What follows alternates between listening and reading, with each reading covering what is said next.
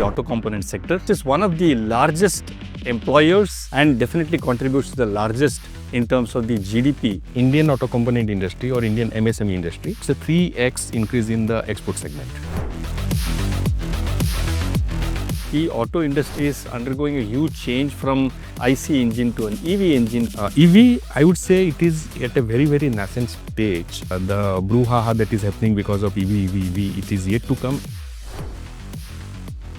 When is the right time for an MSME to consider listing on the stock exchanges? Listing is absolutely the way forward. The sooner you do it, better it is. China as an opportunity or as a threat? If we are not going to make ourselves more competent, then definitely it will be a threat. Welcome to yet another episode of Progress Mantras by Profectus Capital. Profectus Capital, which is an MSME-focused non-banking finance company, prides itself on helping MSMEs to grow in scale and size and towards a greater glory. Today's episode, we will cover one of the most important sectors in India, which is the auto component sector. Auto components, as you know, is a sector where India has built up huge core competencies. And our auto component sector is known for its innovation and its solid manufacturing capability and also very high focus upon quality. The objective of today's podcast would be to talk about the problems and prospects of the auto component sector and learn from the experiences of people who are practitioners in this segment so that we all can scale up our businesses and do something what we've always been doing much better tomorrow. We pick up the auto component sector today, which is one of the largest employers in the Indian economy and definitely contributes to the largest in terms of the GDP from a manufacturing perspective. We have the pleasure of having two very experienced professionals who understand the auto components industry very well. One of them has a manufacturing facility of his own, the other one who helps the others in scaling up, becoming much better in terms of manufacturing. The first guest that we have, I have the pleasure of presenting to you Mr. Aditya Gokarn, who actually needs very little introduction if you are a participant in the auto components market. His company, Triton Valves Limited, has been a very important player in this segment, and we would like to learn from Aditya what his experience in this industry has been. To give you a little bit of background, he is an engineer and also has got some management inputs from no less an university than University of California in Berkeley. He joined his business at a very ripe young age and became an ED at just 25. And over the past 22, 23 years, he's been spearheading the efforts towards converting Triton Valves into a market leader in its own right. Aditya, it's a true pleasure to have you with us today. Welcome to Progress Mantras from Profectus Capital. Thank you. The pleasure is all mine. Thank you for having me. And joining us today in this episode is also Mr. Alok Kumar Sahu, who's a co-founder and director of Tetrahedron Manufacturing Services. Mr. Sahu brings over 20 years of experience in the manufacturing segment. He is an engineer and also an MBA from IIM Calcutta. And over the past 20 odd years, he's helped more than 700 manufacturing entities to scale up and to reach greater heights in terms of manufacturing efficiency and quality. Welcome to our podcast, Mr. Sahu, and great to have you with us. Thank you so much, sir. Thank you so much. And thank you so much, Profectus Capital, for having us here. It's a great pleasure. Let's start by understanding Aditya's journey. Your father, Mr. Henry Gokarn, founded Triton way back in 1975. What was the inspiration behind him going into this sector? And what is the background and how did the initial years were? My father was a mechanical electrical engineer. Those days, it was not uncommon to be dual qualified. So he grew up in a small town, Karwar, in coastal Karnataka. Went to College of Engineering, Pune, finished his bachelor's there. And then he went to England to do what was then called apprentice training. Right? So worked in a lot of, I would say, British companies those days. And then when he came back to India, he got a job with a company called AEI. So AEI those days was like a British blue chip company making electrical equipment. He was posted in Calcutta. He was the youngest regional manager of the company at the age of just 32, right? So when he was in Calcutta, I think India was in this license Raj era. Entrepreneurship was not encouraged. You needed a license even to increase your capacity. And I think that kind of, that pinched him. He thought, this is not a good thing. Having trained so well, having, done so well in his career up to there, he felt that, he had to do something, he had to contribute something to the country. Also, I think he had a lot of exposure to know that, India had huge potential, a huge market, huge population, quality of life had to improve at some point of time. So he came in contact there with the Dunlop company. Dunlop was the only tire manufacturer those days. They had a factory in Shahganj. So he used to meet some of the top executives of Dunlop. And they used to tell him about, this little product called a tyre valve that they were struggling with because there was only one supplier in the market. And looking at his, passion and, his itch to become an entrepreneur, some of his friends said, hey, why don't you make this, because there's only one player in the market and we're struggling with quality. So maybe this is something that you could do. So I think that was the background in which he came up with the idea of Triton. Very interesting. I mean, as you said, the tire valve is such a small little component. And how does that become such a critical piece? See, the tire itself is kind of a safety critical component. And within the tire assembly, I think the valve becomes even more critical because ultimately the performance of a tire, its load bearing capacity, depends on how much air pressure is there inside the tire. So the valve is the little, little component which keeps the air sealed inside, and it literally holds up the entire weight of the vehicle. It's precision engineering, and in the 60s and 70s, very, very few companies knew how to make a precision component like this. So in that era, to make these very critical, high quality components in large numbers, in millions, defect free, it was something different. What have you heard about your senior staff or from your family about how the initial years were? What sort of struggles that your dad had to go through, and how did he kind of overcome that? And what was the whole scenario like?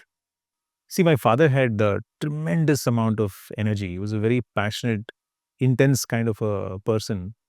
And the initial challenges were obviously, the technology itself, funding. I think in that era, for an entrepreneur to get funded was extremely difficult.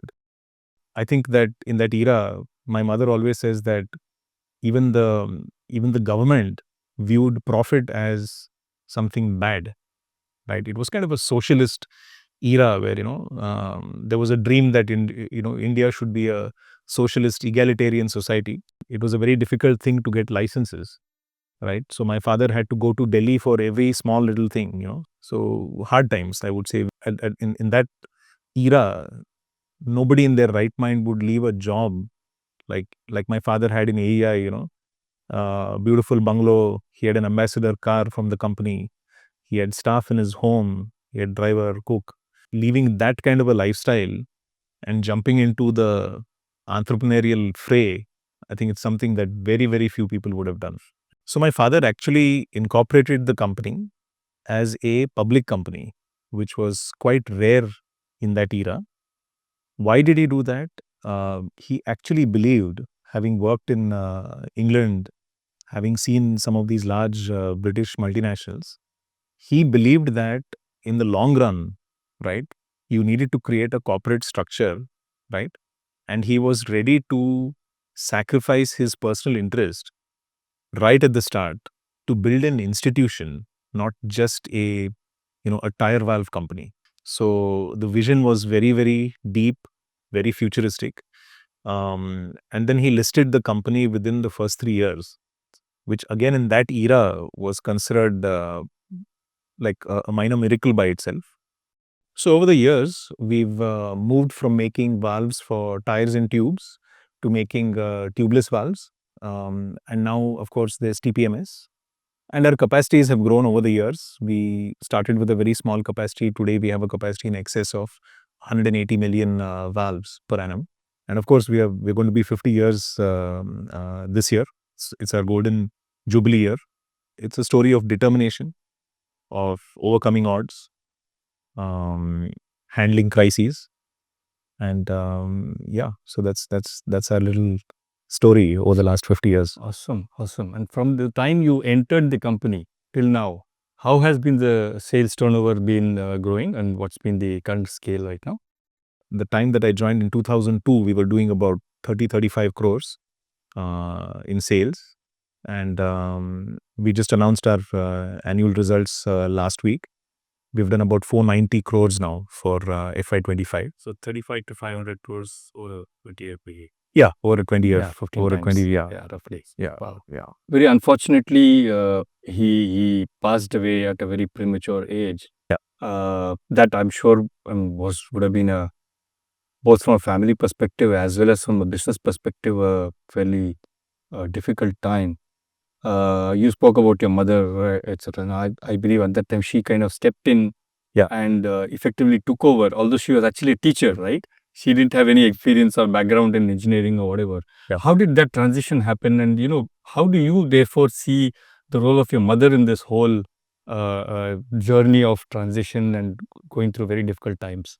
Yeah, I'd say that the first thing that my father actually did, which is I think a great learning for us even today, he had set up a very good team. So when tragedy struck, I would say that the team kind of rallied around my mother, right? My mother had a little, I would say, a small little plus point, a silver lining, if you like to call it. We had a technical collaboration between 1978 and 1983 with a French company. All the technical information had to be translated from French to English. And my mother, had picked up French as a hobby when she was a student, right? So my father requested her, to translate all the drawings and technical information. In that period of, I would say, 78 to 83, my mother had become familiar with the technology, right? She would communicate directly with the French side. I think that gave her a little bit of a running start, maybe, to taking on this job. It's something that perhaps women can do much better than men, because in a crisis, I was 6 years old, my brother was 9 years old. So she had to take care of 2 children, run the company. The company was in a mountain of debt at that point of time. So it required, I would say, tremendous courage, tremendous belief, right? To think that, she could make it happen. So yeah, I would say amazing story of inspiration. My mother did a really fantastic job. Outstanding and extremely inspiring, I should say. Where did you enter? At what point in time did you enter, and where do you see the company today and the way forward? When I finished my engineering, I finished my undergrad, I basically just went straight to the factory one morning and just started, as a shop floor employee. And so my mother said, you give it a try, see if you like to kind of, involve in the workings of the company. And she gave me a free hand. She said, just go to the factory, involve yourself in whatever you want, go and experiment. So I just kind of started working with a relatively, I would say, simple mind, without, thinking too much about, the future and this and that. I just said, okay, let me just do what I like doing, or let me try and contribute in whatever way that I can. That's how it kind of just organically started.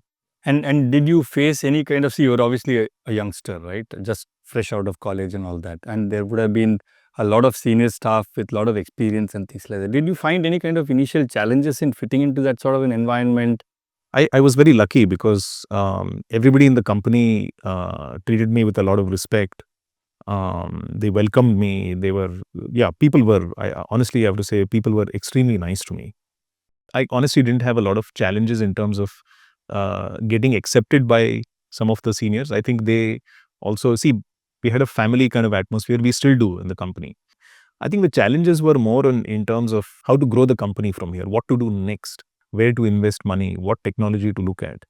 I think those were the areas which I found relatively challenging at that time, because, I was also trying to understand the market, understand, what our customers wanted, what, technology changes are happening. So I would say that was perhaps more challenging than being accepted into the team.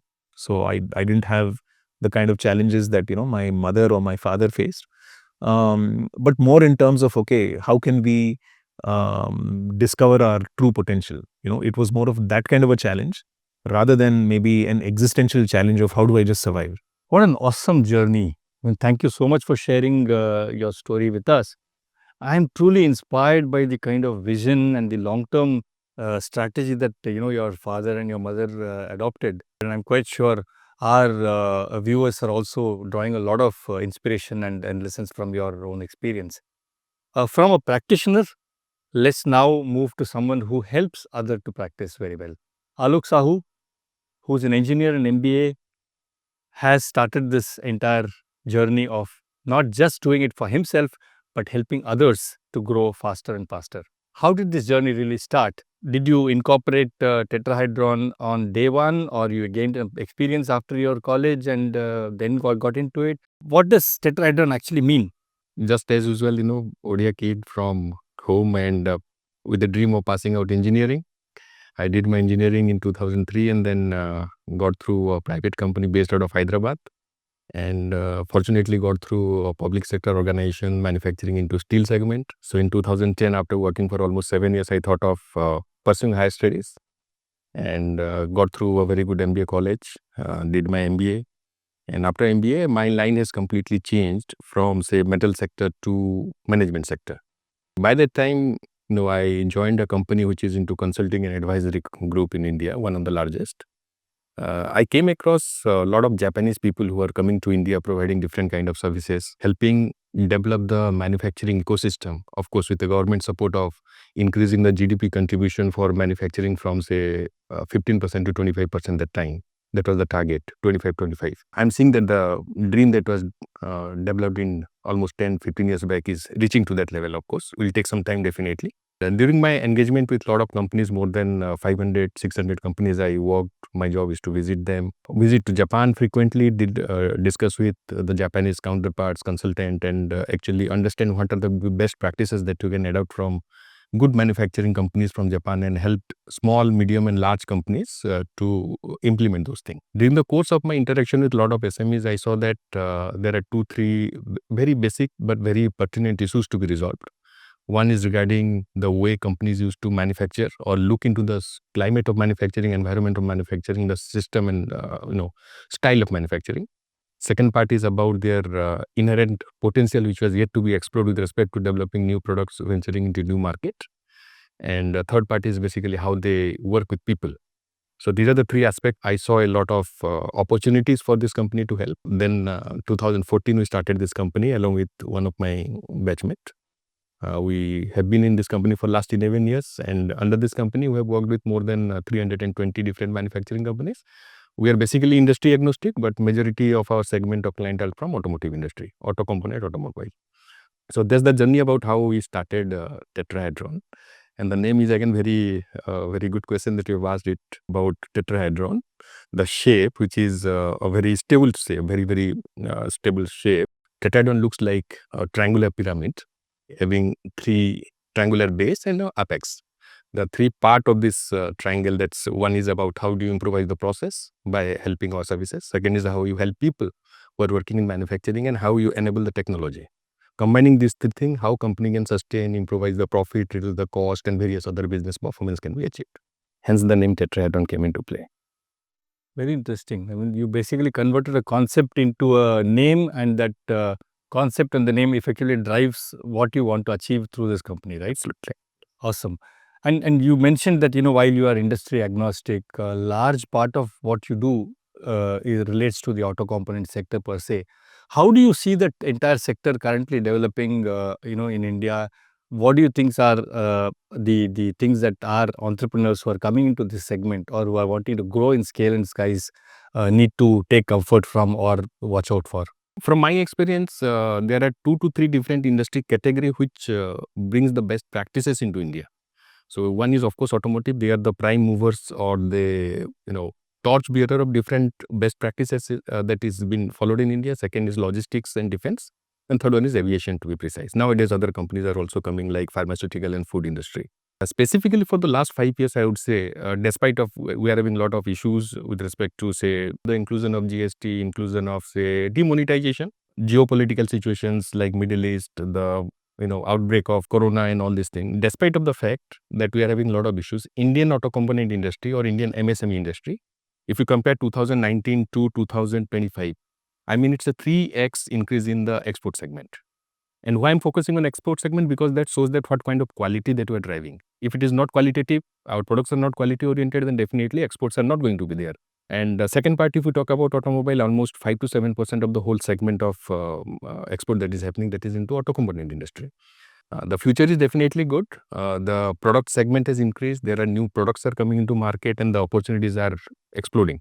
The only thing that we have to look into as an MSME in automobile component, auto component segment, that how to harness our internal potential to develop a system, to accommodate new product, improvise the quality, and of course the delivery parameters, which is very, very cutthroat in automobile industry. Very good. And very, very deep thoughts that you are giving to the entrepreneurs in terms of maintaining quality and, making sure that the processes are absolutely flawless. Because otherwise, you really can't get into the OEM market, which is probably 80% of the entire auto components market. Now, how did you do that? Because, when you took over, when you came into the company some 20 odd years ago, as you said, probably around 30-35 crores kind of turnover. It was still very small. You were probably somewhere around between tier 1 and tier 2 kind of manufacturer. How did you break into the OEM market, and how did you convince the OEMs to actually accept you as a quality supplier and a reliable supplier? So when I joined the company, we were 30-35 crores in sales. We were definitely tier 2. We didn't have a single OEM customer at that point of time. I think the very positive thing that we had at that point of time, as tier 2, we had built very good systems, very good quality control, very good manufacturing. We had already started investing in R&D in a big way. So the transition from tier 2, where we were suppliers to the tire industry, people like MRF, JK, Apollo, Seat, Bridgestone, that was our customer profile when I joined the company in 2002, to becoming a supplier to companies like Maruti Suzuki, Hyundai, Tata Motors, Mahindra, and all the others. We have Honda, Renault, Nissan. Now almost, there's no automotive brand that doesn't buy products from us. Obviously, it took time. It was a journey by itself. But I would say focusing on the fundamentals. Our fundamentals were strong. You have to get your basics right. Your basics are right. I think moving from tier 2 to tier 1 it's not that difficult. Of course, there's going to be a learning curve. They're going to teach you more advanced systems. I think like Alok was saying, the Japanese companies that came into India through the 90s, they brought in really a lot of very good systems. They brought in a lot of knowledge. They brought in a lot of systems, right? And so when you start interacting with an OEM, they will also teach you, they will also bring you up to speed, right? So we were very lucky actually that they kind of, pulled us up to the standard that they were expecting. But because our fundamentals were strong, we didn't find it that difficult. It's a bit of both. And I think that shows how mature really the auto industry is, that when they want a supplier, when they need something, they have the ability to get it done. So I would really say I'm very grateful to the auto industry as an industry. And that's why, it has such a huge impact on the economy, because these large OEMs, they do build that ecosystem around themselves. They build capabilities, skills. So they have a multiplier effect on the economy. And one thing that you said is so correct, and it's not just true for the auto component industry, but for industry in general, any sector that you are in, sticking to the fundamentals, focusing upon quality and discipline. I think that is the three things that any entrepreneur needs to focus upon in case he has to go from one scale to the next scale. I think it's so critical because the world is changing, and the world is changing rather rapidly, right? And we're talking about changes, disruptions, everything coming across. And this China +1, etc., etc. Now, should we first of all see China as an opportunity or as a threat? There is going to be a huge amount of change that is really coming into our own manufacturing process and our own thinking. How is that trickling down onto the MSME sector specifically? And what can they do to tap the opportunities that are coming through this disruption? Very, very interesting question and very relevant question for today's economic scenario, considering the geopolitical shift, India, Pakistan, China, Russia, and all this part. Should we treat China as a friend or an opportunity, or should we treat China as a foe or a threat? I would say that depends on our own perspective. Definitely the consumption of the product that is being manufactured by MSME specific to pertaining to say automobile industry is going to grow, because hardly 20-30%, not more than that, families are having vehicles, and it is going to be increasing. So if we are about to increase our capacities with respect to the quality and productivity part, then definitely we can treat China as a friend. If we are not going to if you're not going to make ourselves more competent enough to compete with the Chinese product, then definitely it would be a threat. I would say personally, whenever there is competition, productivity improves, efficiency improves. China we should look into as a part of opportunity. We have to work with China. I personally believe we have to work with China, not just because of the consumption is increasing, but because of the seamless business relationship that we have been creating with China is definitely there. I'm not sure about what kind of geopolitical situation negatives are going to happen, but we have to work with China. So China plus one is definitely going to go, and after that I think China plus India plus another one, that might be Thailand, or maybe Indonesia, or maybe some other Southeast Asian countries are going to definitely jump in. Earlier, 10-15 years back, whenever we buy a Chinese product, as everybody said that, in Hindi you can say that chale to chand tak nahi to shaam tak, it's basically a doubtful quality that we cast a lot of doubt in Chinese product. So China has transgressed from a cheap product manufacturing company to the low cost manufacturing. So there's a big difference when we talk about cheap and the low cost. Now they are moving towards a precise manufacturing company, specifically OEMs and bigger manufacturing company. They prefer to bring product where it is low cost, not cheap, not highly technical. And Indian MSME sector is exactly poised as today, thanks to what Aditya has told, the kind of support that we are getting from OEMs, that rigorous support to make the product more qualitative or more quality oriented, as well as the less cost, is definitely helpful for the MSME sector in India. Okay. And are our MSMEs gearing up towards that, or is there something that is still lacking in their awareness or their preparation? Is there a threat that we'll miss the bus? No, I think our MSME sectors are very well in a position to take care of the challenges. And if some companies are not prepared, they have foreseen what kind of challenges they are going to face if they are not prepared. And that is where, company like us come into play sometime to help them improvise the capabilities and all these things. So yes, they are very well positioned by the ecosystem, by government itself. I told you a few minutes back that the increase in the export is one very, very strong indirect parameter to measure what kind of quality product that we are manufacturing. It's really beautiful to see 2019 to 2025 3x increase in the export quantity. Yeah, so that's a very beautiful indicator. I love to say that MSME sector in India are very well poised. So the transition is here, and our MSMEs are gearing up or geared up to face the challenges which the transition is going to throw out, right? Absolutely. Now, one more kind of transition. Of course, we spoke about the transition in the supply chain, in the global scenario and all of that. One very important factor is that the auto industry itself is undergoing a huge change from a polluter to a non-polluting or relatively non-polluting kind of an environment, from a IC engine to an EV engine kind of a thing. Now, that would be really disruptive as far as the auto component business itself is concerned, right? And how do you see this entire thing panning out? Is there a serious risk that 70-80% of our auto component manufacturers will become obsolete and go out of business? How do you see the scenario developing over the next, let's say, 25-30 years? So when you talk about EV, of course it has to happen, but the way we are expecting, or the government has been promoting, by 2025, 25% of the vehicle is going to be EV and all these things, that will take time.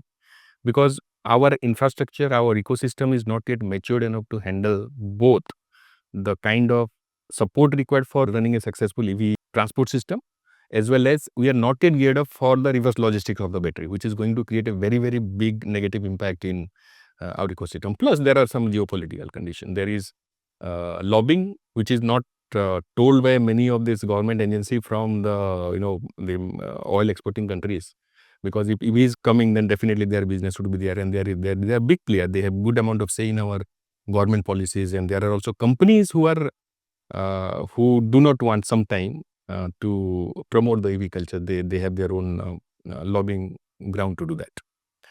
EV, I would say it is at a very, very nascent stage in India, and the brouhaha that is happening because of EV, it is yet to come. And in fact, I would say that the MSME sector in India are at a very right juncture or point to understand that what are the things they can contribute to the EV market, because it is yet to grow. This is the right time they can do a little bit of brainstorming with respect to what kind of product they want to support. For example, EV, say there are different kind of batteries. And then, battery manufacturers are not there in India. I mean, we just are battery assembler. There is not a battery manufacturing. I think Reliance or some Amar Raja, they are setting up some battery plant, but there is not a actual battery manufacturing in India with respect to EV, lithium ion, I'm saying. Wherever the battery is used, the shell of the battery, where they pack a lot of batteries, this is made of sheet metal. I'm giving example because most of the companies say that EV hoga, what will you do? EV hoga, what will you do? You can look into what are the products. And here I would like to cite, what Aditya has told. That rather than focusing on the product segment, you focus on the process, your capabilities, your competencies. Here we have to look into that. We need to change our focus. We are not a product manufacturer. We help them to say that you need to say that I am a precision casting manufacturer, or say I am a precision machining manufacturer, just like he has said, Aditya has said. And thereon you can open an umbrella or say portfolio product that you can think that can I go to that segment or not. And the company who are going to be impacted from this IC engine to EV journey are especially the mid segment player or the bigger segment player, actually who are actually manufacturing the core IC product like the engines, the components, the valve, which are a bigger player job. So I don't see there would be challenges. In fact, this time is an opportunity for these small MSME companies to look into that what kind of product and how they are going to be a part of the EV supply chain. So what you're saying is that while there is a lot of change that is happening, our MSMEs are very much geared towards, adapting to that and excelling in that changed environment as well, right? Whether it is the supply chain, whether it is the EV, whether it is any other changes that are happening, our MSMEs are very much there and taking care of what needs to be done, right? That gives me a lot of confidence. But let's, as an example, as a live example, I should say, let's see what Aditya has done in the current environment, right? In terms of manufacturing components, which you never used to do earlier, right? You were a valve manufacturer looking at tires, then you moved to tubeless. Now you're saying, I'm going to do components for EV battery packs. Yeah. Now, how does that really work out? And, how do you get excellence in a completely different line of product? It's an interesting story. As a tire valve manufacturer, we've been engaged with vehicle manufacturers of any kind, including the EV ecosystem. We were also a bit lucky because we are based in Bangalore. A lot of the EV startups are Bangalore based. We started talking to companies like Ather, Ola, and many other such, I would say, EV vehicle manufacturers. And we were actually discussing tire valves with them, saying that, when your product comes out, why don't you buy tire valves from us? And in the process of those conversations, I think we were a little lucky that, they kind of started telling us, hey, look, you're anyway there in this industry, we'll definitely buy your valves, but we're also looking for other components, and can you help us out with these components? So one of the things that came to us was there is a need for batteries to have a venting device. This is because when you charge an electric vehicle, a little heat develops in the battery casing, and this heat creates a pressure. The pressure needs to be vented out, right? Also, if there's a thermal incident in the battery pack, you need to have emergency venting, and this is like a passive safety device. Now, when it comes to venting, a vent is very similar to a tire valve. Okay. So again, back to the basics perhaps, right? Figuring out a new application, but as applied to a battery pack. So this is how this idea came about. I think the only only thing that we did perhaps a little different from the others, we started looking at patents because we wanted to protect some of our ideas, because we believed that when the market will grow in future, perhaps the people would copy some of the ideas we came up with. So we ended up patenting some of these ideas. And I think, again, we were quite lucky perhaps that the patent office accepted our claims and granted us those patents. So that's been our little, I would say, entry point. And there's a lot of other components now that we're looking at. Again, the usage of brass and copper alloys in EVs is much higher than in IC engines. Yes, because copper and brass is basically a thermal or electrical material. So maybe, that's something that is helping us. We are already in that space, right? So again, we are just trying to play to our strengths. So again, if I were to summarize it, I think very similar to what I think Alok said. You're doing castings for, let's say, an IC engine vehicle. You have casting technology. If you're able to apply that in a different space, stick to the basics, stick to the fundamentals. Like Alok said, I mean, I really love that part of, Tetrahedron being, people, process, technology. So be strong in people and process, right?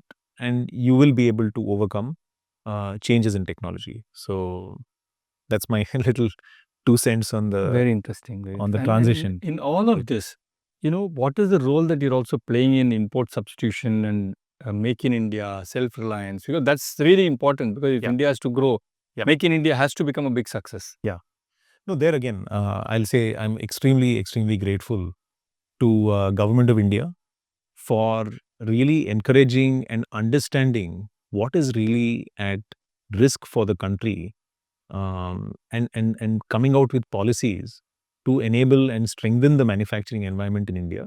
So Make in India policy, if you look at the way government thinks about it, it's about how do we encourage companies to manufacture things in India which were hitherto imported for whatever reason, right? So it's very important. I think the events of, I would say, the month of May, where we had this military conflict and all of that, I think that further should catalyze the thinking in India that the less we depend on, some of these countries who are sometimes our partners, sometimes are, they're also threats for us, right? We should catalyze Make in India. I think our dependency should be brought down to a level where we are able to trade as equals. It's not to say, I think like Alok rightly said, it's not to say that we should be against anybody, whether it is China or anybody else. It's about us having the negotiating power to negotiate on equal terms. It's in the world, everybody is required, right? China has an important role to play. The US has a role to play, Europe, Japan, and we are also there, right? So I think government is kind of formulating policy in a good way now. I'm very grateful to them. So they're trying to bring this whole ecosystem to India, and I think we are beneficiaries of that. And I think more and more MSMEs have these opportunities. The way Make in India is playing out in auto industry is that all the auto manufacturers, they are actively looking at what they call as tier 2 localization, right? They're going deep into the supply chain to understand, not just at the tier 1 level, the localization in India is very high, whether it's with Maruti Suzuki or with Tata Motors or with Hyundai. All the big players are deeply localized at the tier 1 level. But now they are, looking at tier 2 and tier 3, right? So they are also supporting this, I would say, Make in India initiative. They're also, realizing that, okay, one is the geopolitics of it, but two, it's also market dynamics, right? Tomorrow, if there is, let's say, some type of supply chain disruption in a foreign country, in a faraway place, for whatever reason, it could be COVID, it could be natural disasters, for whatever reason, they don't want their, sales to get hit by these kind of changes in the external environment. So in terms of, let's say, localizing the supply chain, um, even though we ourselves are tier 1 and tier 2, we also felt that we have to look at our own supply chain. And one of the raw materials that we are heavily dependent upon is brass, right? So brass being an alloy of copper and zinc. most of our products are made out of brass bars or brass wires, right? Brass, the ecosystem for manufacturing this raw material is not very strong in India, right?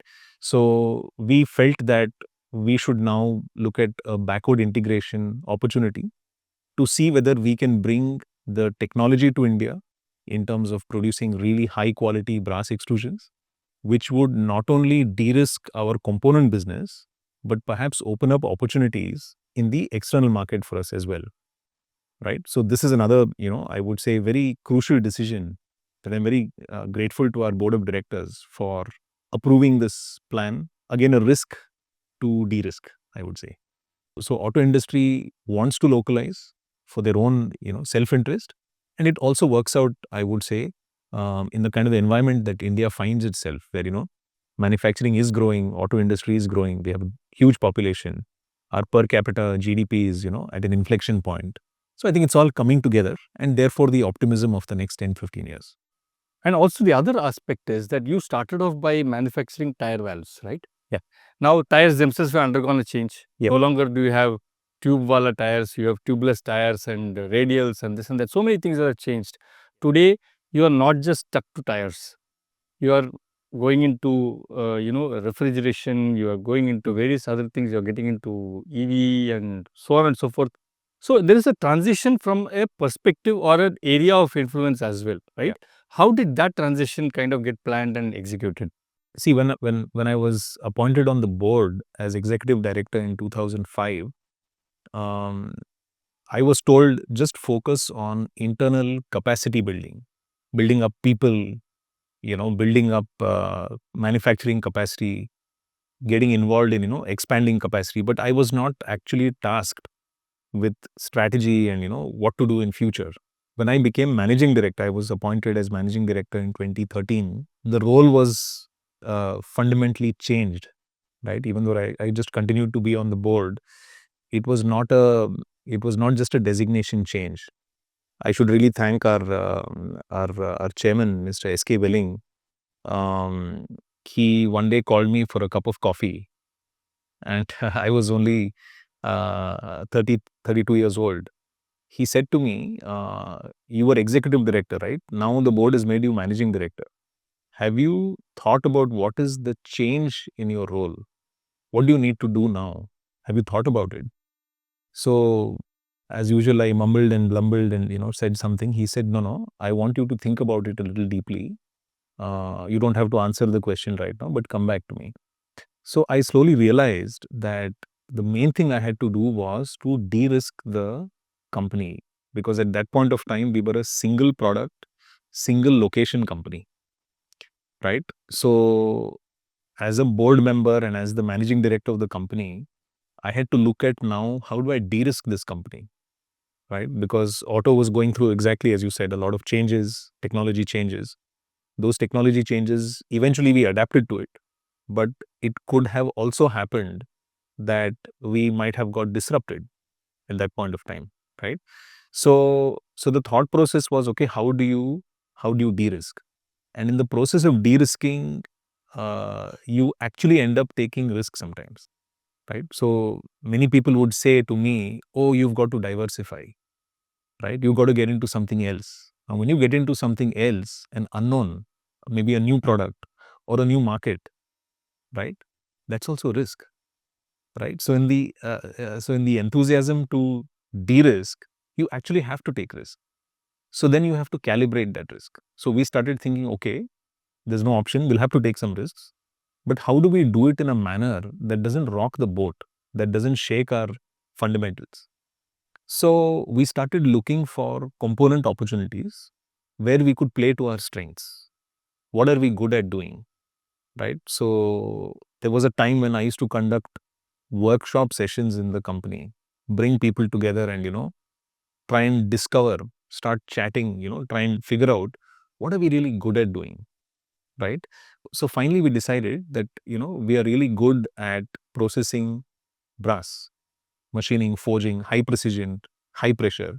This is what we are really good at doing, right?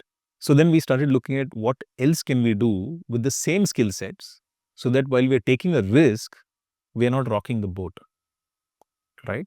And of the many different ideas that came, we filtered it down to the air conditioning industry, because the data showed at that point of time that this was an industry that was going to grow and boom, right?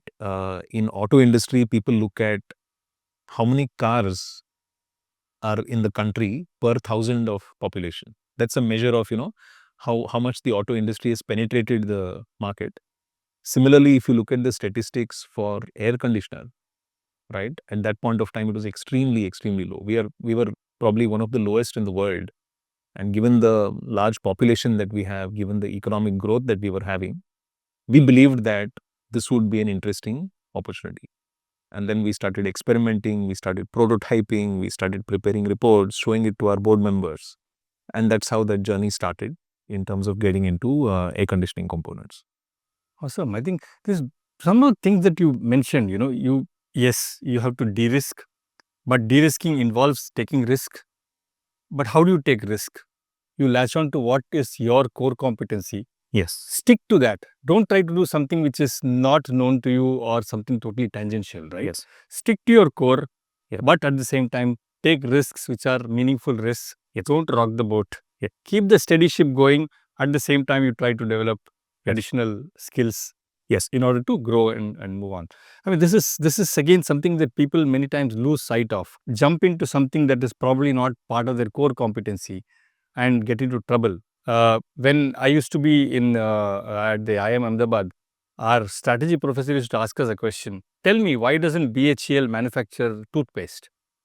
Because BHEL was operating at a 1% EBITDA margin business. Toothpaste should give probably 10 times that. Because from every financial parameters, manufacturing toothpaste was always better than manufacturing boilers. So the question is that why don't they diversify into manufacturing toothpaste? So then you go back to say, hey, that may be financially viable, but I am moving away from my core, which is engineering. And I think what you said exactly fits into this whole question of why doesn't BHEL make toothpaste? I think so. Stick to the core, take risks where it makes sense, and take meaningful risks. But never ever stay in the same place, because the world will pass you by. And also staying with the entire theme of diversification, innovation, etc., etc. I believe you also incorporated two new entities. One is a future, Triton, future tech and climate tech, etc. Now, what is the strategic thinking behind it, and what are you really planning to do there? We are actually dependent on this very volatile commodity, right, which is brass. Brass is, like I said, an alloy of copper and zinc. Both are extremely volatile commodities in the market. Prices go up and down like in a matter of minutes, right?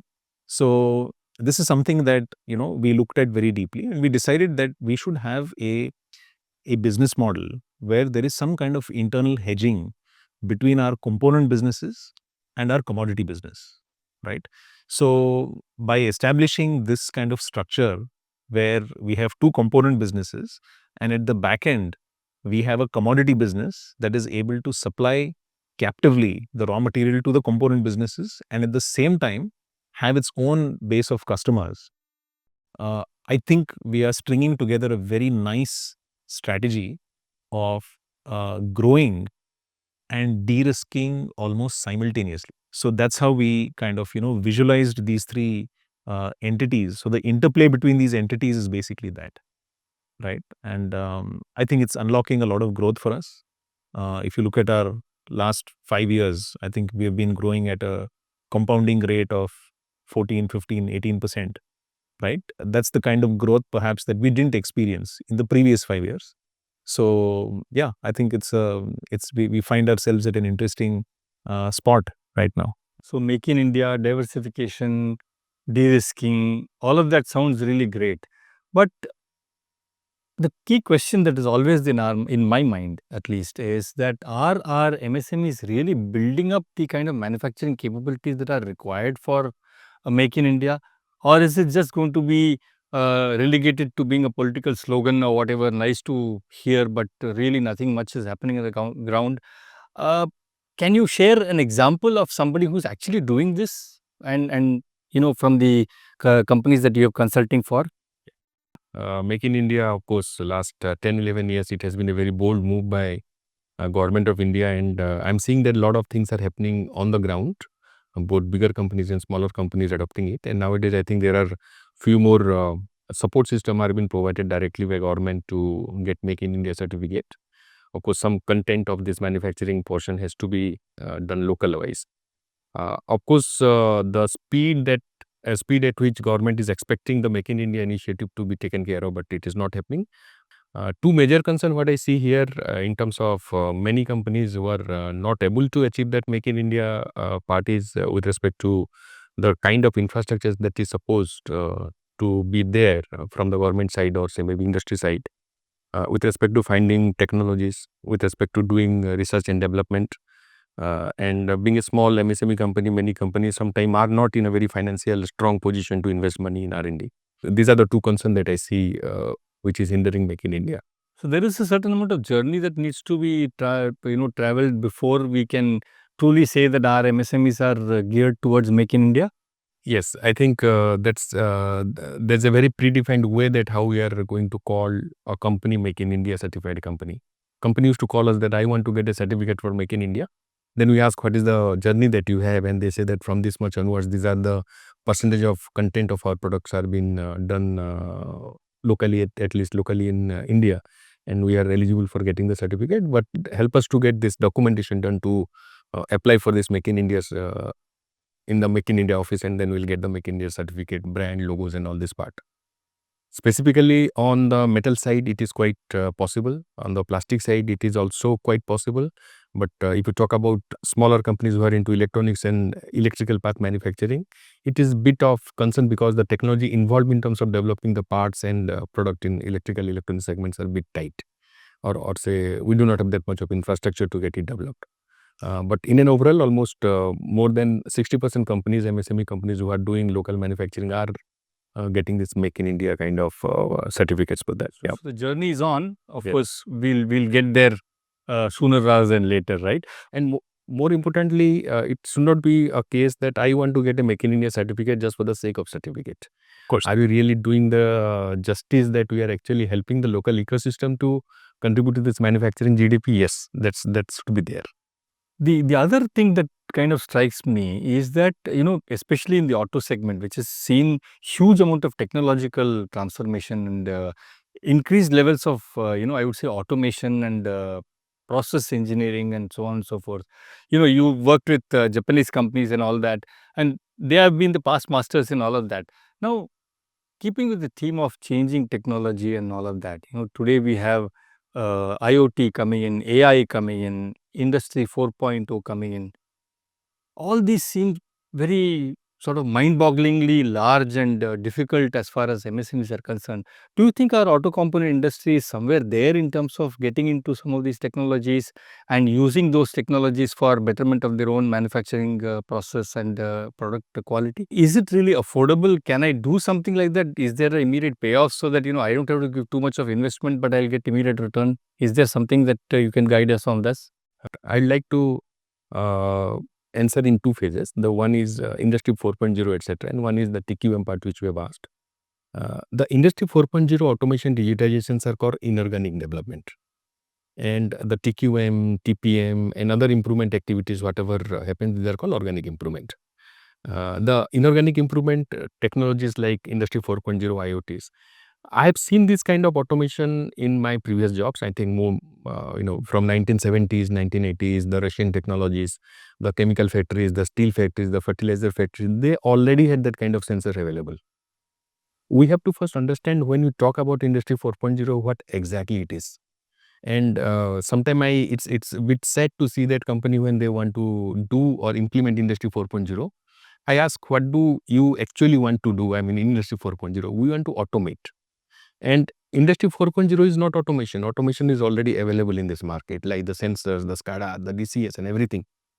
The biggest change that has happened from the last 5-7 years when you're talking about Industry 4.0, and the actual definition of Industry 4.0 is that up to Industry 1, 2, 3, Industry 4.0, the decision making has changed from manpower to machine. Hence, it is Industry 4.0, and you find the relevance about artificial intelligence, machine learning. And this is also not new. The first movie that has come in artificial intelligence was 1991, AI or something like that, right? Almost 20, 25 years back. So the things were there. Now it has been bundled in a very proper way to help manufacturing company. It's very good. The second important question is to ask that, do we require to do it? And if you require to do it, what is the sequence of implementation? It's not like we get up one morning and throw money or invest money and get industry 4.0 in our company. Is it going to help me? For that, we have to do our own due diligence. A company has to develop its own blueprint that what are the pain area, business pain area that they are having. It may be related to deliveries, it may be related to qualities, it may be related to manpower, the skilling, the processes, the times, uptimes, downtimes, and multiple other business parameters. And then decide which element of Industry 4.0. And when I say about elements of Industry 4.0, there are 9 different elements. Like, say your IoT system, horizontal deployment, the 3D printing and all these things. Which of these things are going to be relevant for me? If they make the blueprint, the first benefit is that very focused approach, very small, not so intensive implementation of Industry 4.0 with a lot of investment, which requires some time investment, but if you are focused, then it is going to be small. Say, for example, many companies, I'll give example of many companies who are into, say, continuous sheet metal processing industry, MSME companies. Why to go for Industry 4.0? The company has implemented some kind of visual inspection system. Earlier, they implemented visual implementation system. Now, when they had a stabilization of visual inspection system, now they are going to explore that what AI can do in that one. So, as I'm telling the implementation, first question is that should we implement it? That is to be driven from the questions the management should ask himself or themselves, that what is the pain point I'm going to address. Second point is that if I'm going to implement, there is a very structured, robust and prescribed way of implementation. The first thing is that you cannot automate if it is not standardized. So first, we have to standardize.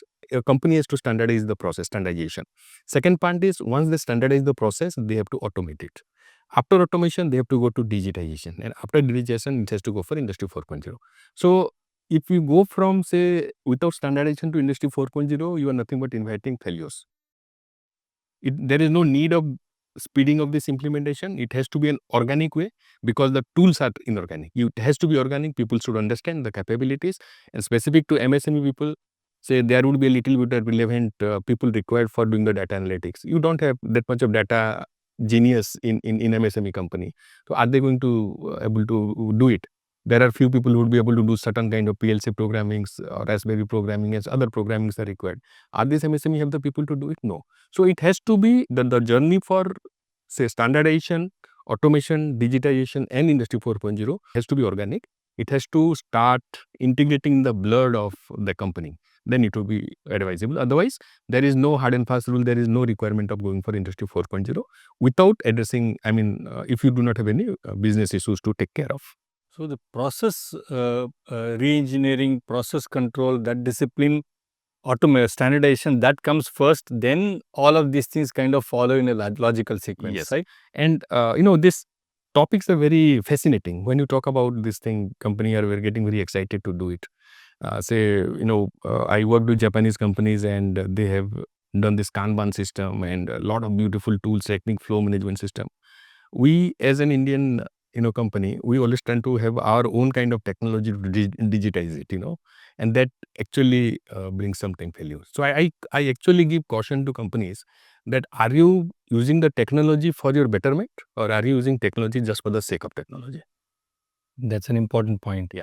And in fact, frankly speaking, you mentioned so many things, right? If I look at it from an MSME perspective, this all seems to involve a huge amount of cost and investment and all of that. I say, why should I do it? That Is it really costly? No. It was the concept earlier that it is going to, anything that is coming to the market newly is going to be costly.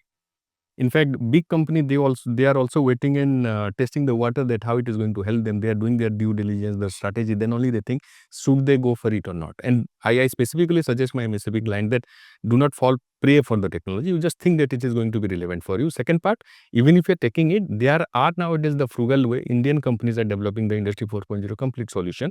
You discuss with them, find out the relevance and then implement it. So I would say, it is not costlier affair to implement Industry 4.0 if you are prudent about your requirement. Understood. So it's not the cost, but it's how you actually implement it, right? You start from the basics and you build it up, then it makes sense, right? Plus, bigger companies have their own way of looking into it. MSME should have its own way to look into that. Of course, the ROI is the prime driven factor, how much investment is going to be there. If it is less than 6 months, 9 months, 10 months kind of thing, then Industry 4.0 is a good part. Furthermore, coming to what is happening in technology side, like I told you about Industry 4.0, about say the decision being taken by machines rather than human being. Few companies, few automobile OEMs, they are now targeting to go for Industry 5.0. It's a new terminology for most of the people, but and then very surprisingly, I have worked with them for in 2019. They're planning how this Industry 5.0 is going to be there. Of course, non-Indian company, and the whole concept is that how they are going to do for the mass customization. Just like you see the laptops. I have this much of RAMs, this much of color, this much of size of screen, everything, and immediately it goes to the whole supply chain. The product comes. I think Dell has been doing it for last 20 years. But the amount of components, the criticality of the components, the availability of the components are very segregated and centralized in certain part of geography. So it's very easy to do the manufacturing. I mean, getting the material and do the manufacturing. But when you talk about automobiles, the components are more than say 50,000 different types of component, different types of SKUs. How to do the customization. So this is again a very big opportunity for MSME to be prepared. You don't have to take this or think that or invest that you have to take the technology now, but you have to create a agility or the flexibility inside your thought process that if the things are coming, then what kind of thing that you can explore. So whenever a new technology comes, few of the non-performing players are definitely going to be bankrupt or say closed, and people who are prepared, they are definitely going to get the juice out of it. Understood. Now, also similar to these kind of things, new technology being adopted and all of that, even from a core component perspective or improvement perspective, there is so much of investment that needs to go into R&D, for instance, right? Now, as an MSME, let's say I have a 5 crore turnover, 10 crore turnover, 15 crore turnover, I don't have the ability to invest in an R&D center which will make my life very good, right?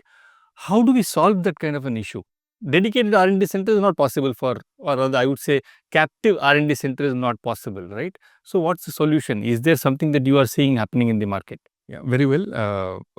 This is happening, this has been happening, and there is a very proven infrastructure available in this country to help this kind of ecosystem where companies can participate in terms of doing research and development, new product development, new technology innovation, and multiple things. I think I would like to cite two government agencies: the CPET agency, which is specifically for plastics, the CTTC, which is for tool training and all tool and die making kind of thing. So they have center where they are requesting companies MSME to come, yep, and do the research. We'll support you, facilitate you, because for example, I want to develop a new product and I don't have a 3D printer and I cannot afford to purchase a 3D printer 3 crores rupees. The centers are there. Go there, pay the rent and use it. I mean, the ecosystem is already there. The only thing I request MSME to go there, speak with them, explore. The things are definitely available. The infrastructures are available. The mindset is to open to explore it better. Here I would like to say one thing which you have asked me last time about the practices about PQMs, Japanese and all this thing.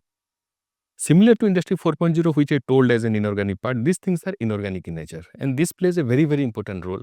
And without doing this part, you cannot go for R&D also, because the tools and techniques which help you to improvise, it also helps develop your own people capability, own cultural system and all this thing.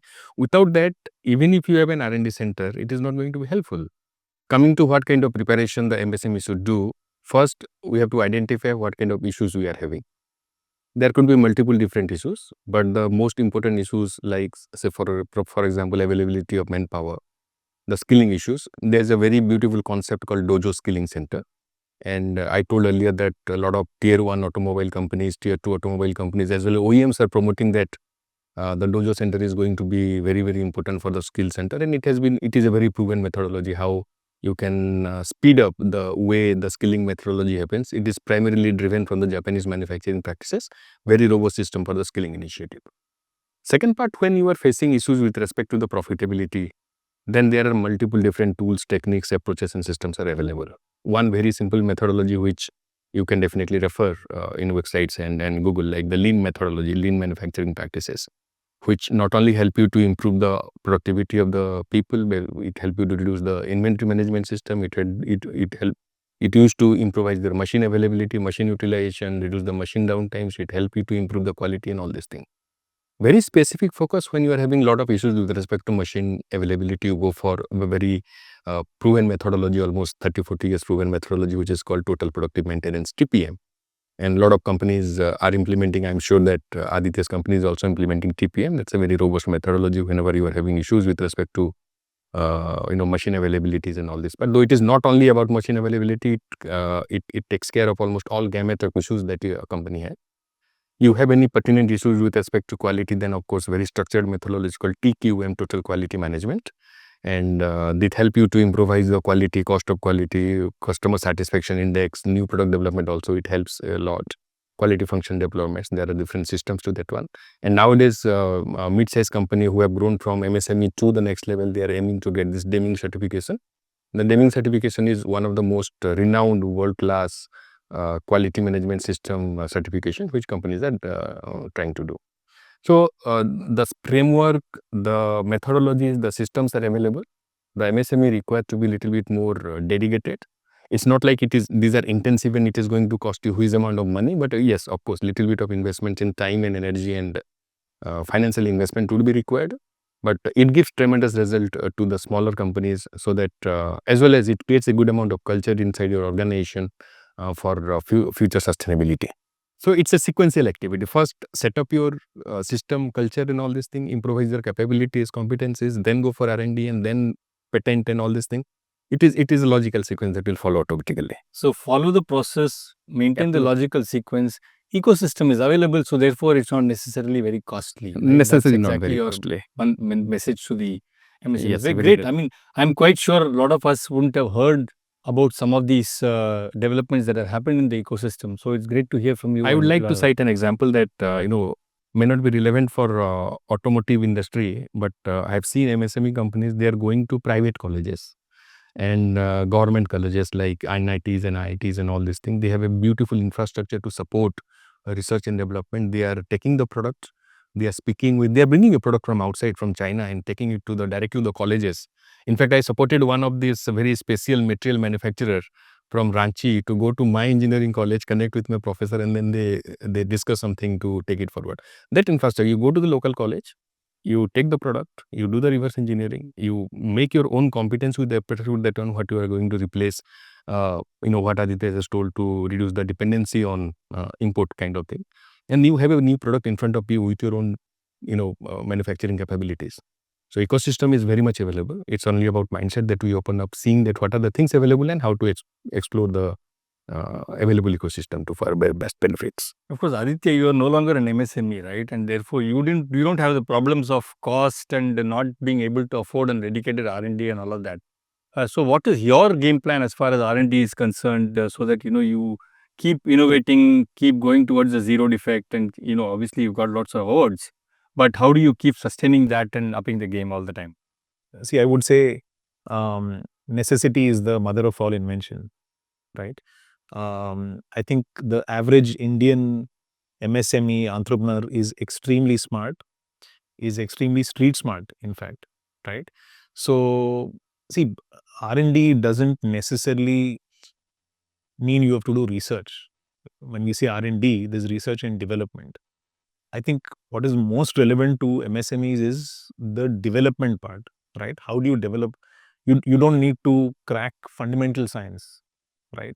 You just have to understand how to adapt, right? As we were discussing, EVs are coming, some technology change happens. How do you adapt to that change?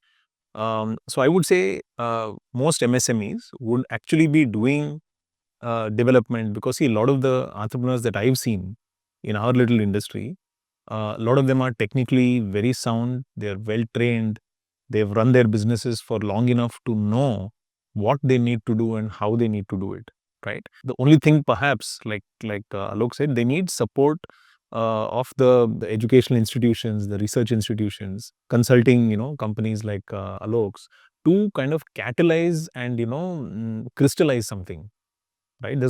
They have the ingredients, right? But sometimes something has to make it come together, and that chemistry has to happen. So I would say that you have to keep your eyes and ears open.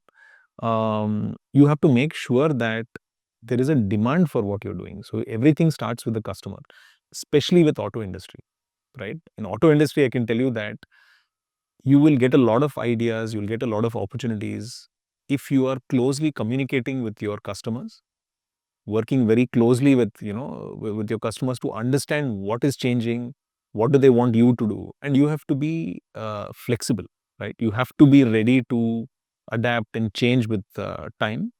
I think if you have that, you can succeed. I don't see the opportunities are large, and there's more and more opportunities coming. So I don't see that as a very big problem really.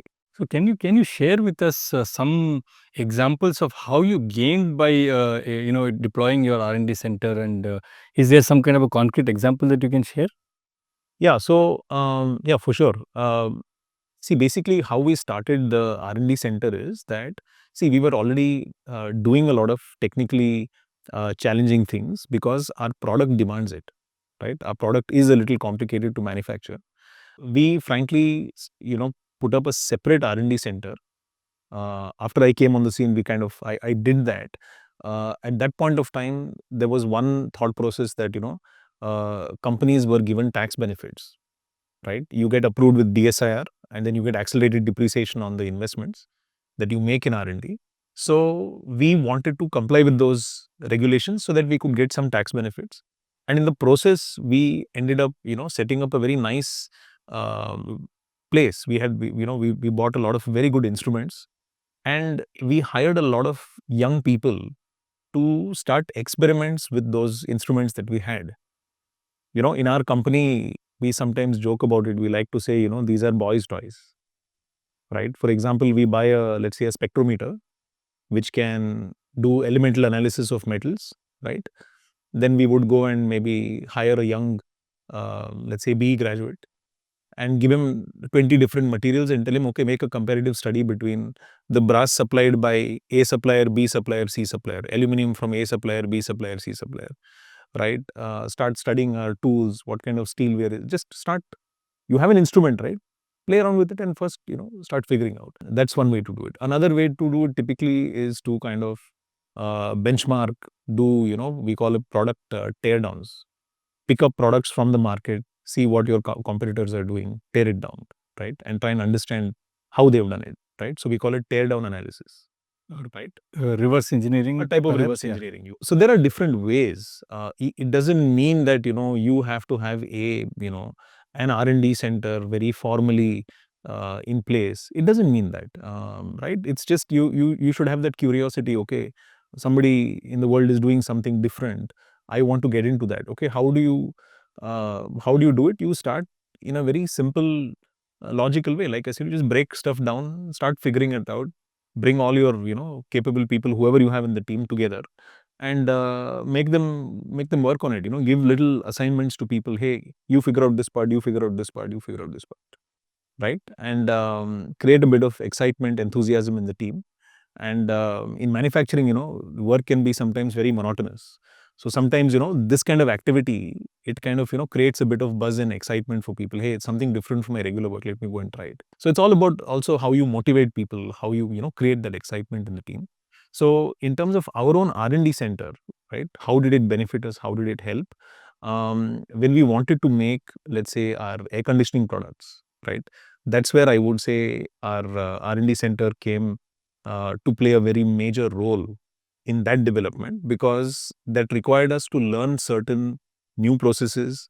Air conditioning systems work at a much higher pressure range than tires, right?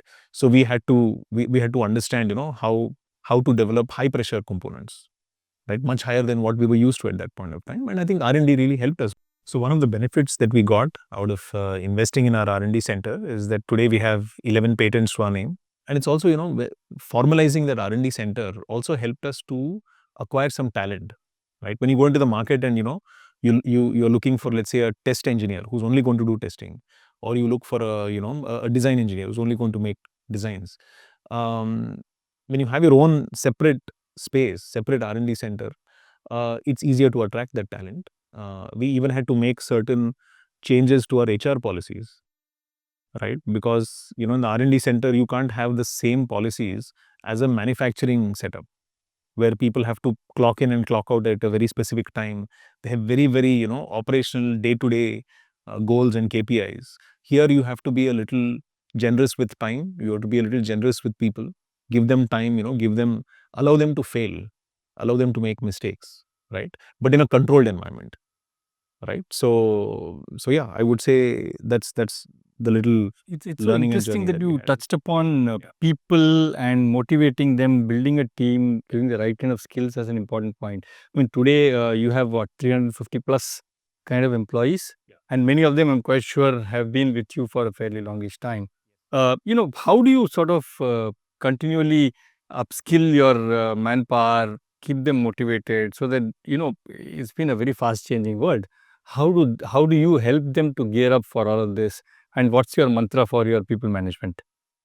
There is no, I would say, single formula for it. I think it's about first understanding your people, first understanding the dynamics within the company, and doing, I would say, what works for people. For example, in people management, as you said, right, everybody has a different motivation. For somebody, maybe their salary is the main motivation. For somebody, having a free hand to take decisions, that is a big motivation, right? For somebody, having a very interesting technical challenge that fires up their imagination, or they get excited, hey, I've got to solve this problem.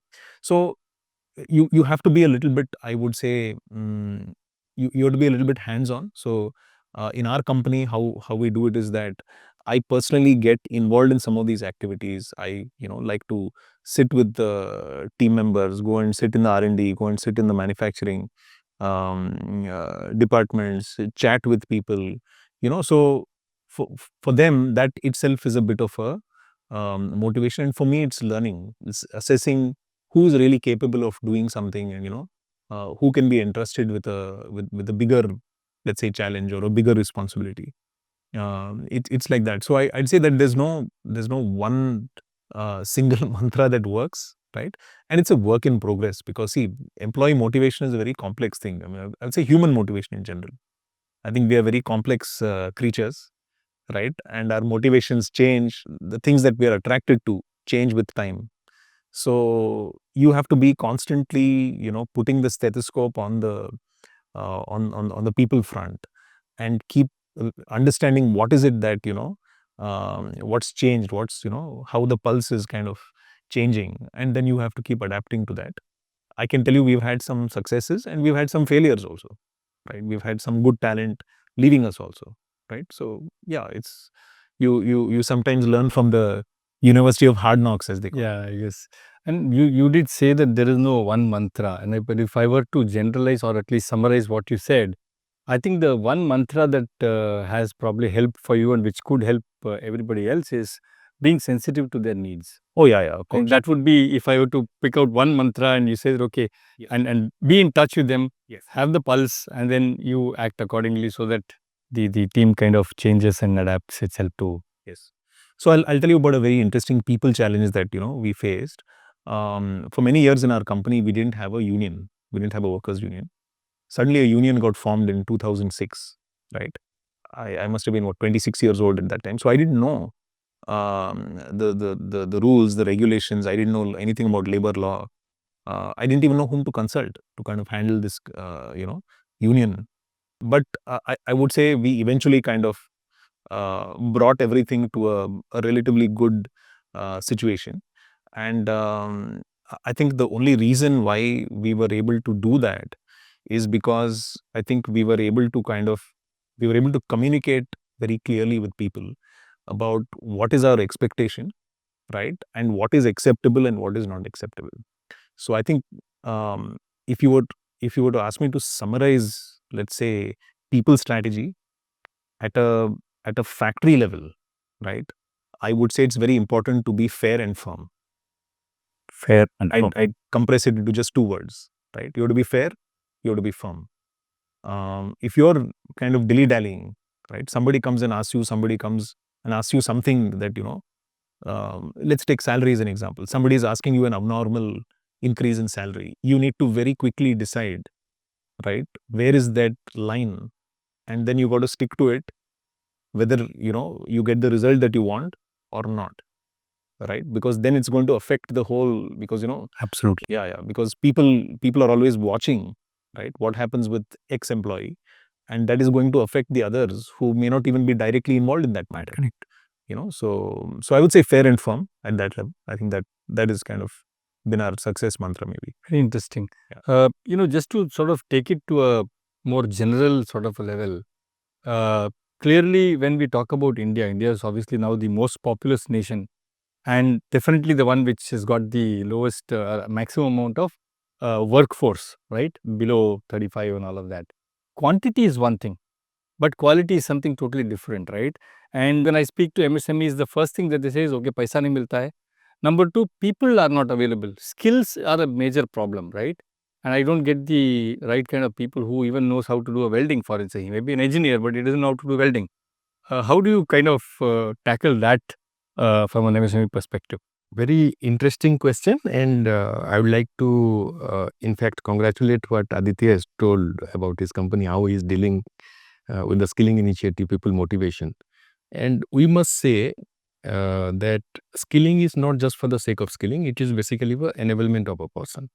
And that has a very high relevance with respect to what kind of, I'm sure that everybody understands the Maslow's need of hierarchy.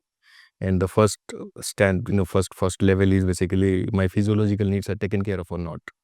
And most of the MSMEs I have seen, they try to address that one, and some of these MSME who are not trying to address that one, the attrition is going to be there, the culture is not going to be there, then they will definitely going to say people are not available, skill is not available. So the point number one, that we should not see skilling or the qualitative people development just part of skilling. It is more of a cultural building exercise that a MSME has to do, because definitely they are not in a position to hire and fire. They are not in a position to hire very high paid resources. And even if somebody goes out of there, then that person takes out a lot of knowledge and experience of that company. So a lot of risks are associated with that one. So skilling should not be looked into just part of manpower development. It should be part also. It should be part of our sustenance plan. What is happening in India?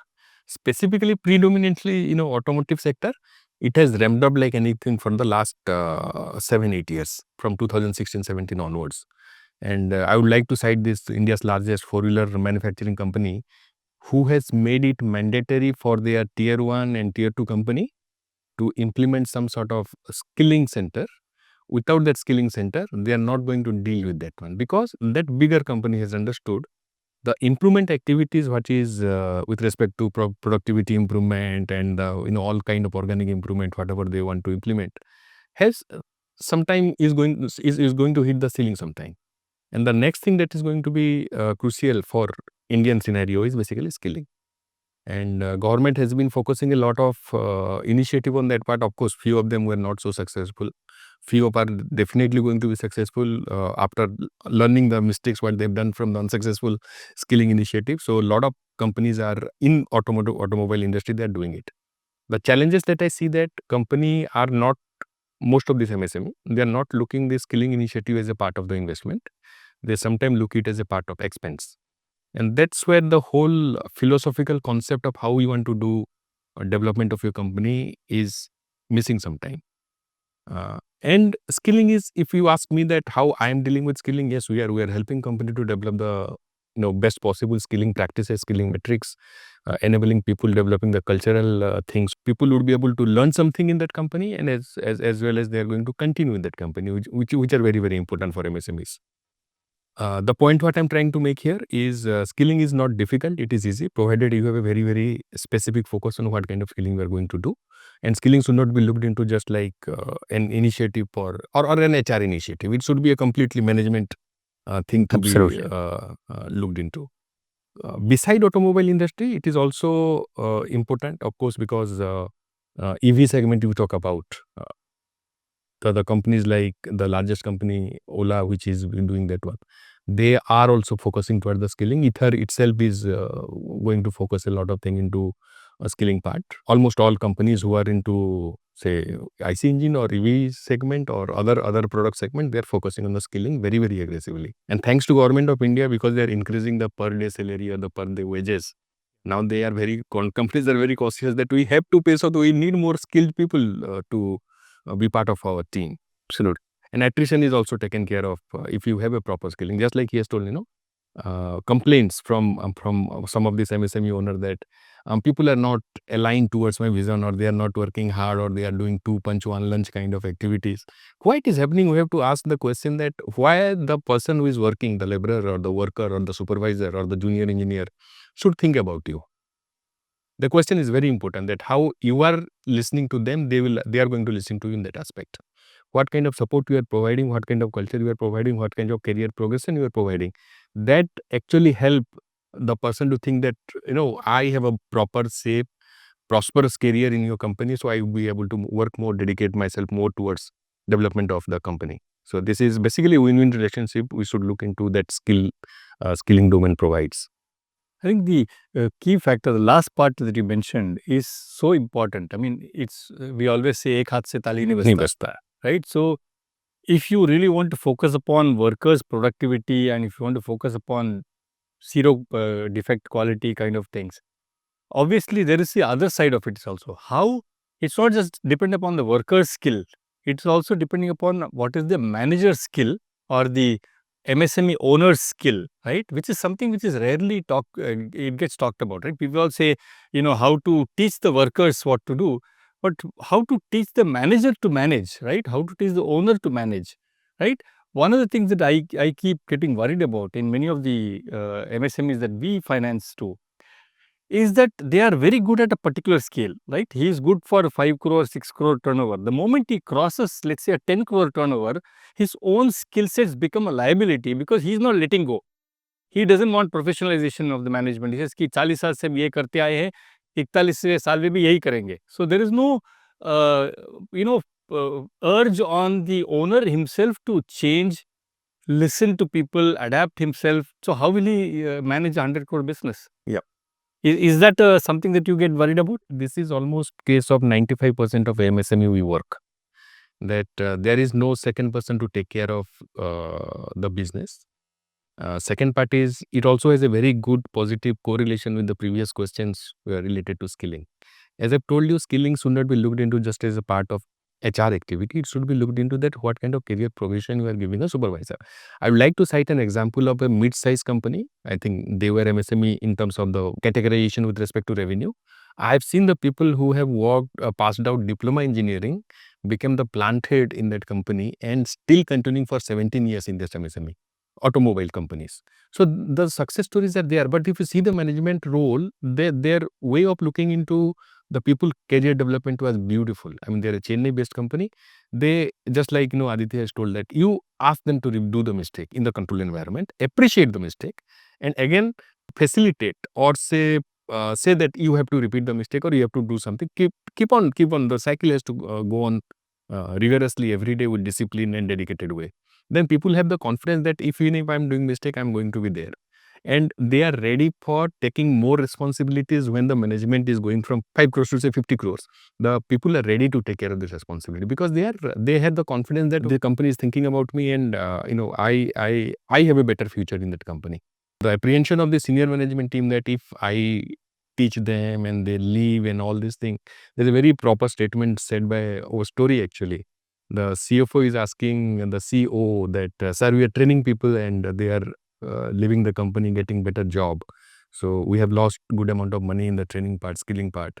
So shall we stop training? The CEO said that, do we want to continue with the same skilled people, or you want to leave? I mean, you want your people to leave after taking the training, which is better? Then the CFO understood that no, it is always good to train the people even if they leave the company. So that's the basic fundamental, that out of 100 people if you are training, or say 50 people, 10 people you are training, 20, 30, 50% people are leaving the company, but remaining 50% people are going to be the asset of the company, which is a very direct example of what Triton has done very well. So managerial skill building is also so much of is assuming big importance, and entrepreneurs should at some point in time, after having populated the company with some good quality people must learn how to let go Absolutely. and take their hands off and not try to be a control freak, right? Which is what primarily you are saying. So more I trust my people, more they will develop, right? For trusting, I need to let go. Yeah, many a times, because just by the sake of experience of this founder MSME or the managing director or the owner of that MSME, having 30, 40, 50 years of experience into doing a similar business, sometimes the instruction flows from the top. And say, for example, we want to do a minor improvement in that segment, the management decides, or the managing director and the plant head decide something to be done and they said the worker to do it. That actually doesn't work in favor of MSME. I would like to definitely suggest MSME that you take the suggestion from the MSME, but make sure that whatever suggestion they are giving, it is in line with your vision. You don't tell them the solution. In Japanese, they used to call it, do not give them the fish, teach them how the fish, but make sure that the fish he catches is according to your taste. Understood. So this kind of facilitation is the first skill I need. I suggest my clients that whoever is going to be your deputy, whoever is going to your second generation, proper facilitation skill is required to improvise your company's people. Second part is with respect to technical thing, they have to keep on working. You also have to plan for their own development, sending them to good colleges, with proper educational system, the technical part, the managerial part, they have to learn from outside. But the most important part that you have to manage is with respect to the people, because people are the core asset in smaller MSME companies. Very interesting thoughts from both of you on the entire schema of people management, technology management, change management, and all of that. I guess it's really turning out to be a very interesting discussion. So, I guess we'll carry on from this and look at one important factor which we have not touched so far, which is where is all the money going to come from, right? The financing aspect, right? I think that is something which universally it is accepted that MSMEs have a huge problem on. Many MSMEs actually fail because while they have a great product and they have a great market and so on and so forth, they really don't know how to manage their finances. And many times they don't get the right kind of financial support. Now, let me ask Aditya that in the course of your 50-year journey, I'm sure cycles would have come and gone. And, out of these 50 years, 40 years, you've been a listed company, right? For like, if I remember what you said. How did the company actually manage some of these ups and downs from a financial perspective? Did you get the right kind of support from the ecosystem? Did all of this actually help you out? Who were the people who stood by you? Obviously, as you said, we've been through some ups and downs. Most recently, after we started the two subsidiaries and then COVID came and hit. So, yeah, I would say that it's very important to communicate very clearly with the financial community. It could be banks, NBFCs, whoever you're working with. I think it's very important to communicate and explain to them really what is your business model, what is the payback period on the investment that you're making. I think it's about setting the expectations right. And I think very often when you're looking for money, for example, I'm, let's say, filing a project report with a bank, I will be tempted to say that, hey, I'll turn this around in like 2 years, 3 years, right? Because you think that if I say 5 or 7 years, maybe you will not get the funding, right? So I think those are the kinds of temptations that one has to resist sometimes and tell people, look, this is going to take a little bit of time. You have to be patient and you need to work out a product for me that works, right? It could be anything from getting a moratorium on your repayment in the initial phase, maybe a 1 year, 2 year moratorium. These are things that we have negotiated with banks. And, we have kind of interacted with them very closely and, tried to understand who can offer the right product that meets your requirement in terms of your funding needs, whether it is capex funding or it's working capital funding, right? So my advice would always be that talk to a lot of people. Sometimes a public sector bank has a certain product that maybe a private bank doesn't have. An NBFC has a product that the bankers in general don't offer. You have to be, I think, very conversant with what are the products available, how they work. My mother and I have a simple philosophy. We don't buy anything that we don't understand. People have tried to sell us hedging products. People have tried to sell us all kinds of stuff, right? So sometimes I tell them in a funny way that, look, I know how to machine brass. I know how to mold rubber, but I don't understand what you're saying. And if I don't understand it, I'm not buying it. Right? So maybe these are the small little things that perhaps MSMEs need to be aware of when they go into the market to raise money. Okay. There's an interesting story. When my father listed the company way back in 1978, ICICI, IDBI, IFCI, there was also something called Risk Capital Foundation, RCF, right? They were all NBFCs. They underwrote our IPO. Right? Okay. Right.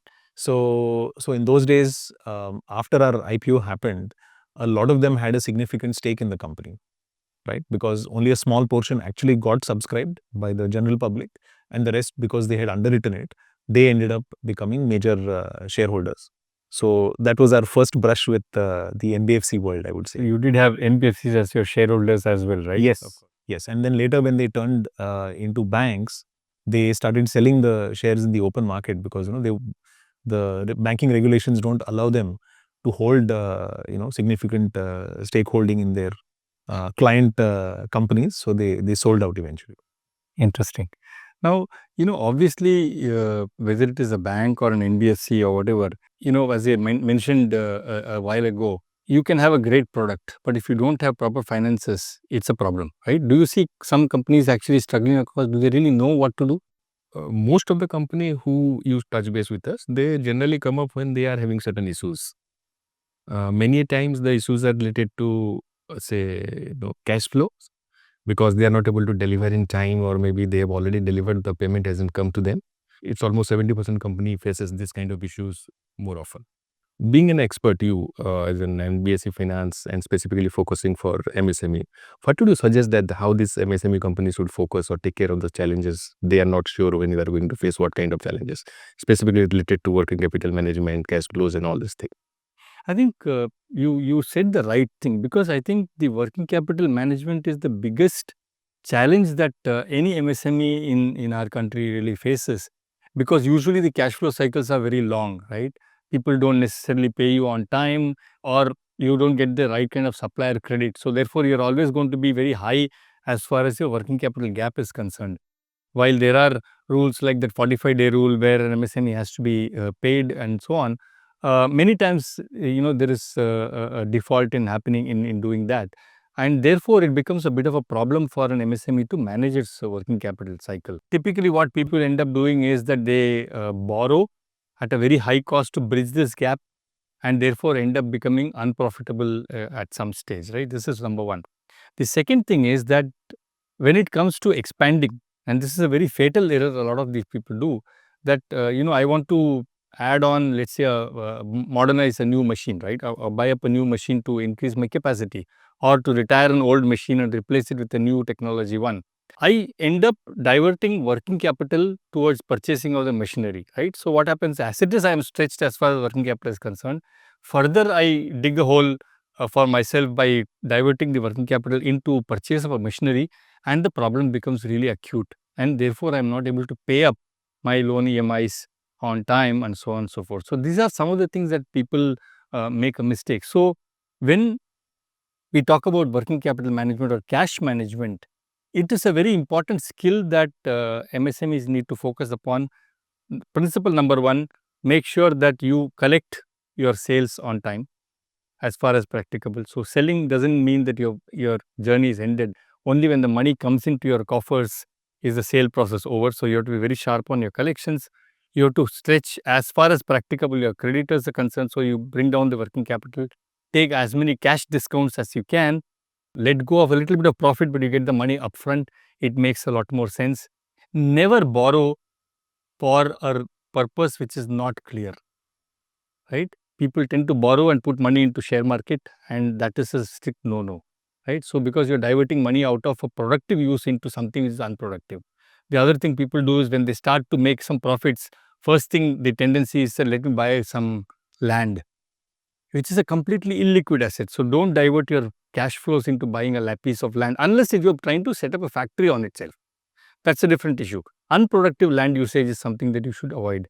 Never ever divert your working capital to buying long-term assets like a machinery or a factory or anything like that.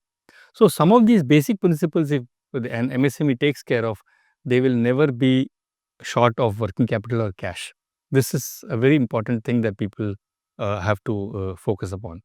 Because once times you default on your loan, your entire career, your entire future as far as the entity is concerned is finished. And when we talk about assessing an MSME from a perspective of giving loan, when let's say an application comes to us, what are those basic things that we look for, right? I think it's very simple. If I were to make it very laymanly, we look at who's the person. That means, what are your qualifications? Do you have the relevant experience to run this particular entity or not? Do you have any past experience? Is there a family background in this business or not? Or is it something that you don't know, you're suddenly jumping into it because somebody has told you? Number two is that, what are your values? That means, are you a person who's got a vision like a Dhirubhai Ambani, starting from a petrol pump all the way to one of the biggest moguls in this country? Do you have the vision to take your entity from zero to something significant or not? Do you have the patience and the skill sets to do this or not? Or are you looking for a quick buck? This is very important. So, the person becomes so important for us in terms of the mental makeup as well as the skill sets. The second thing is that, what is your business all about? Is it something which is going to be a very highly seasonal business, or something which is towards the sunset, right? Or is it too much of a futuristic kind of an industry? Or is it something where the demand is very high or not? So, what is your ecosystem to which you are going to sell? Is it robust enough? Is it stable enough? Can I predict your cash flow for the next 5 years? This is the second part of it, right? The third part of it is that, where is my money going and where is it going to come from, right? That is, what is the end use of the loan for which you have approached Profectus Capital, and therefore Profectus says, where is your money going to be spent upon? Is it going to be for purchase of a land which is not going to be used immediately? Is it for going from a rented factory to a owned factory? Or is it for simply taking care of your working capital gap because you are poor on collections, your debtors are shooting up and you're not able to collect the money? Or is it because you want to just have the money? And these four situations, two are positive, two are negative. So, we see what is the end use is that the loan that you're taking for, the moment you invest it, there should be some cash flow coming back to the company, right? Otherwise, it's not a productive end use. So, you want to take the loan, but there is no cash flow accompanying it, either in terms of a rental replacement or in terms of additional sales happening, capacity expansion, better products. Those are all positive things. So, three things: person, business and end use. These are the simple three things that we look for when we give a loan. The other thing which we spoke about earlier in terms of scaling up and all of that, at some stage people have to let go of control, attract additional capital from outside, say listing for instance, or attracting private equity investment and all of that. This is the other part that MSMEs are absolutely not very skilled about. So, therefore, they need a lot of handholding in terms of how to go and attract external capital. Many times what happens is, the need to keep 100% of the equity stake with the promoter is very strong. But I always keep saying that you can have 100% of 5 rupees or 70% of 500 rupees. Which one do you prefer? Which is going to make you wealthier, right? So, listing sometimes becomes a very, very potent way to actually attract and grow in scale and size and beat the cycles. That's a very interesting thought, because as you know, in our case, my father listed the company way back in 1978. And like I said, in those days, the NBFCs came and underwrote the IPO. If I fast forward to today's environment, how do you look at the role of NBFCs in sort of scaling up MSMEs? I think IPOs have become like the flavor of the season, especially with the SME platform now available both on the BSE and NSE. When is the right time, let's say, for an MSME to consider a listing on the stock exchanges, and what is your opinion on that? I'll just go back to what you said in the right in the initial stages, that your father invested 1 lakh, but the total investment of 104, right? 110. 110, sorry. Yeah. So, it is 110 times leveraged on his own equity, right? Now, those numbers are fantastic. Today, it is not possible to achieve. So, if I have 1 lakh, I need to get another 4-5 lakhs from outside if I have to hit that kind of a scale, right? So therefore, external capital has become so important for us to leverage upon. So therefore, you have to have an open mind in terms of ceding control, correct? Not keeping 100% of the equity with oneself, as I mentioned. Yeah. But for that, certain very important factors have to be considered. That is your governance level very good. Governance doesn't mean having a high-powered board and all of that, but governance simply means that do you know the difference between your personal cash and the company cash? Do you depend to your company cash for your, let's say, to finance your daughter's wedding or a son's education, or some kind of frivolous reasons? The moment you start understanding the difference between personal cash and company cash, governance starts. So governance is so important for you to attract, because what are you trying to do? You're basically selling a trust to somebody. So that guy has to trust you to invest in your business, whether it's a loan or whether it's an equity. Yeah. The principle remains the same. Sure. Correct? So build that trust and create that confidence between yourselves and the external world, so that whether it is loan taking or listing, everything becomes easy. The biggest advantage of listing is the scale up, it becomes very easy, because we all have only limited resources from our family and friends. But if we have to go beyond that, we have to list our equity, give this kind of a platform for people to come in and go out. So you no longer, if you have a vision to be no longer to be an MSME for the next 100 years, but you want to become big business, listing is absolutely the way forward. The sooner you do it, better it is. In your case, it started early. Some people wake up a little late, but doesn't matter. One pitfall that an MSME should be very careful to avoid is that let me go and list because my neighbor is listed. I think that temptation should be avoided. You must only list when it is meaningful from your perspective, and you're going to use the public money in a responsible manner, in a meaningful manner, in a profitable manner. That is something that has to be also taken care of as well. All right, I think we spent a lot of time in talking about very serious things. Let's look at something which is not that very serious, maybe some amount of fun facts. I'm going to fire 5 questions at each of these two gentlemen, and let's see how they react. Okay, I'll start with Aditya first. 2 turning points in the Triton journey. My mother taking over the company, creating our 2 subsidiaries. Okay. 2 do's and 2 don'ts in business. Keep investing, keep complying. Okay. Don't violate compliance. Okay. Never lose your integrity. Don't load too much debt in the company. 2 learnings from your mother. Oh, so many.